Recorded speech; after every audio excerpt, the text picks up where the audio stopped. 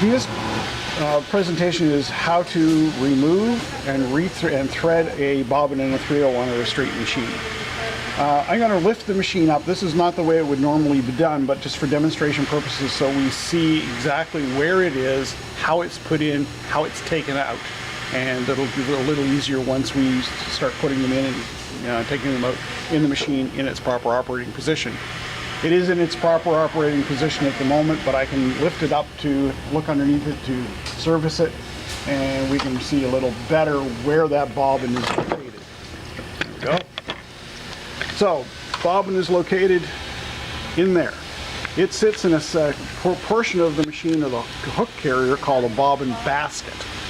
And we're going to remove it from the basket simply by going in and opening just a small latch right here. I'm going to put my thumb under it. You're not going to be able to see it very well. I'm going to pull the latch back, and we're going to pull the whole thing out.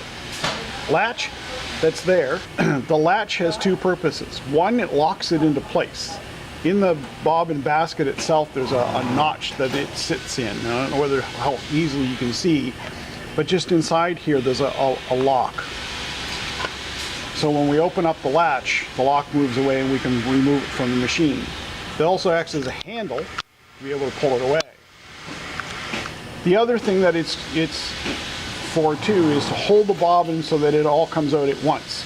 So when I turn it over, bobbin's held in place.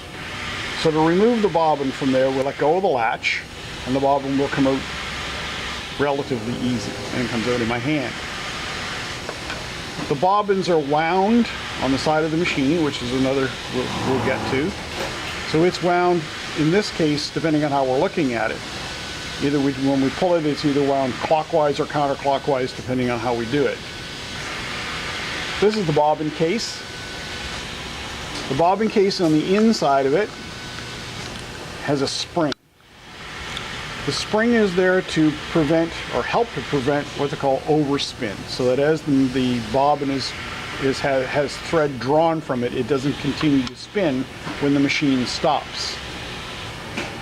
Older cases of sewing machines were only about half of what these are now. They didn't totally encapsulate the bobbin, so that we could only thread the bobbin in one direction.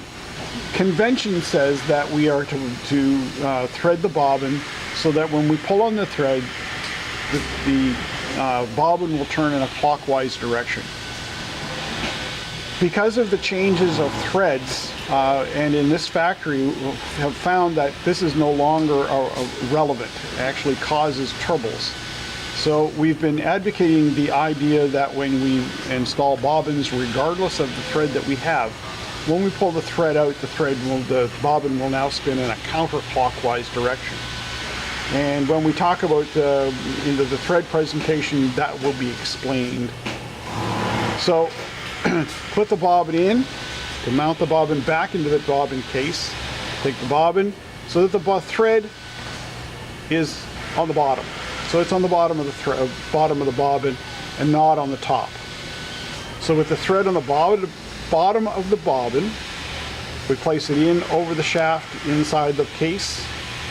On the side of the bobbin case, there's a slot. We pass the thread through the slot.